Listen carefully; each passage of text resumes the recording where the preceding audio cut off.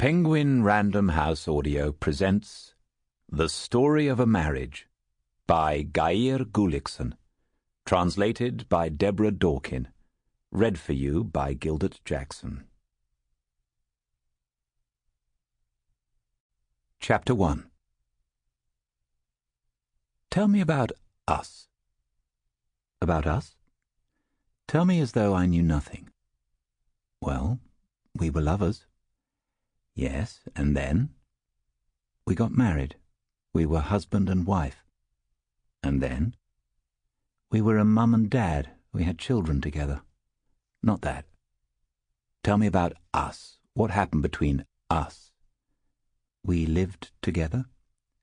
And did we take care of each other? What do you mean? Yes, we did. But then one day... Then one day? You want me to tell you about that? I need to hear what happened between us. I don't understand it. I'm not too clear about it all myself. Can't you try to tell me about it anyway? I don't think I can. No, I don't want to. I can't. Do you want me to tell it instead? Then I will. Chapter 2. I need to remember how things were for her that spring, in the days before it all happened. She was a woman in the prime of life. She could walk confidently into any room or situation. For her, a crowd was like a friendly forest. She mingled easily, able to talk to anyone and everyone. She'd always had long hair, but after getting together with me, she cut it short and dyed it black. At night, she'd sleep on her side, one hand tucked under her cheek. I lay behind her, my arms around her, both of us naked, and she'd feel the warmth of my front against her back. At night time, it was just the two of us. In the morning, we'd wake on our own side of the bed. She was usually woken by the children or by me. The rooms were light, our voices soft. There's a long period that can only be remembered as a time of happiness, both unlooked for and undeserved. We used to sit together around an oval dining table, Danish design, made of steel and white respetex. The table was far too expensive for us that Saturday when we bought it, but we got used to that. The debts mounted, and we barely gave it a thought. We sat at that table morning and evening. The kids did their homework there. Later, the table would be too big. It went to her, and the kitchen in which she put it was smaller. She sold it in the end, and now it stands in somebody else's house. The table has a new life, like everything else we once shared. She cycled beneath light, leafy canopies. She breathed with an open mouth. She ran up the stairs whenever she had to go up a floor, which was often. She never took the lift. She hated to stand still. This particular morning she was giving a presentation for staff in another department. It went well. She could feel she had them with her, their faces turning toward her like fresh green shoots waking to the light. Afterward, the communications director was keen to make another booking with her. They agreed to exchange emails, and several people came up and thanked her for the talk. And then, on her way out, she spotted a man who made her stop. She didn't know why. She just stopped and watched him as he made his way through the crowd, his gaze fixed on her. His eyes. There was something about them, something mild but insistent, confident but searching. She wasn't sure what. Even later, when it was all over, she didn't know what it had been. She couldn't explain it, not even to herself, and certainly not to me. He was tall and stood out, though not just because of his height. He had a long face with slightly slanted eyes. His skin was marked with tiny scars, acne as a teenager perhaps. Not exactly handsome, it has to be said, although I can scarcely be objective. Yet there was something seductive and intriguing about those eyes. Or his smile, perhaps, or the tilt of his head. She waited for him to reach her, and he smiled as he approached, pushing his way determinedly through the others who were filing out of the room. She felt rather hot. She didn't know why. Moments later they stood looking at each other, and she hoped that her face expressed a mildly amused curiosity. What had he come to say?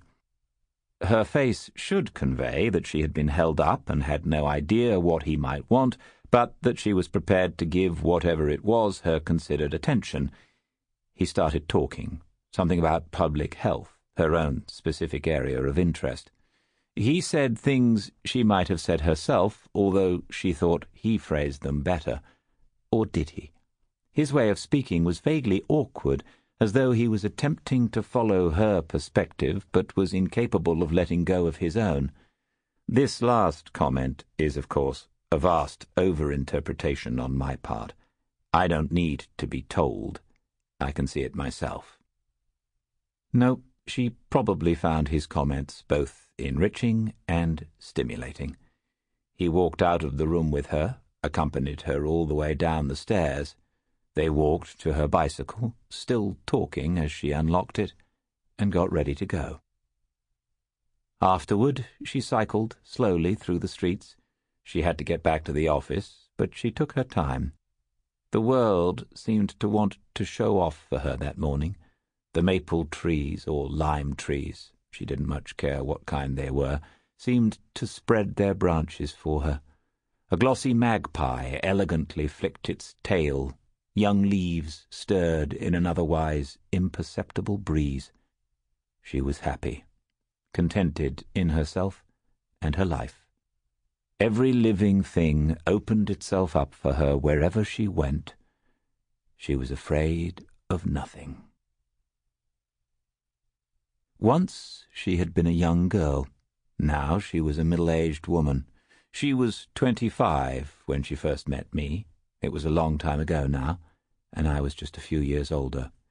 I called her Timmy. She had another name, an ordinary girl's name, that she didn't really like.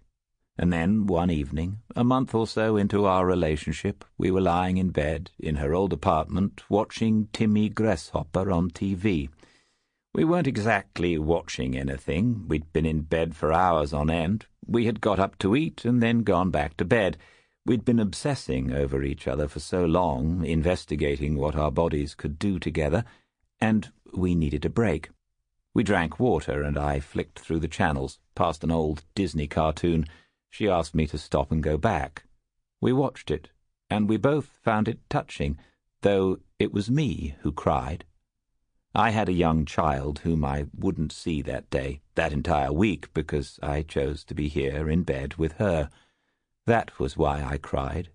She knew that, but she pretended to believe I was moved by the film, and told me afterward that she'd always liked Timmy Grasshopper, better than Snip-Og-Snap, better even than Dumbo or Pinocchio.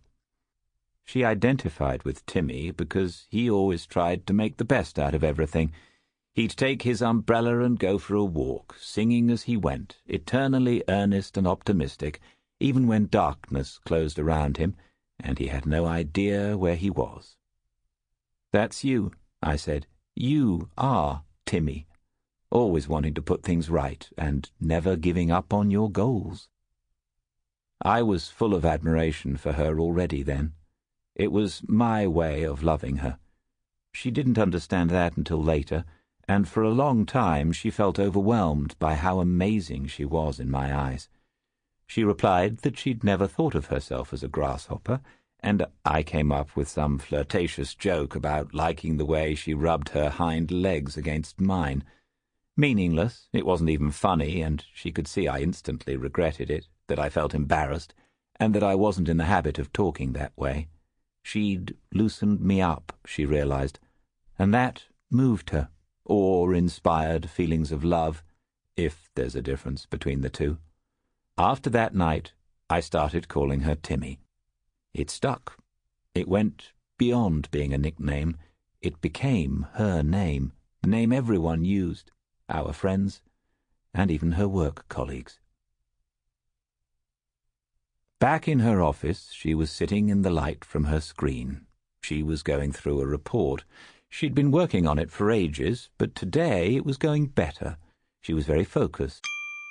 Sample complete. Ready to continue?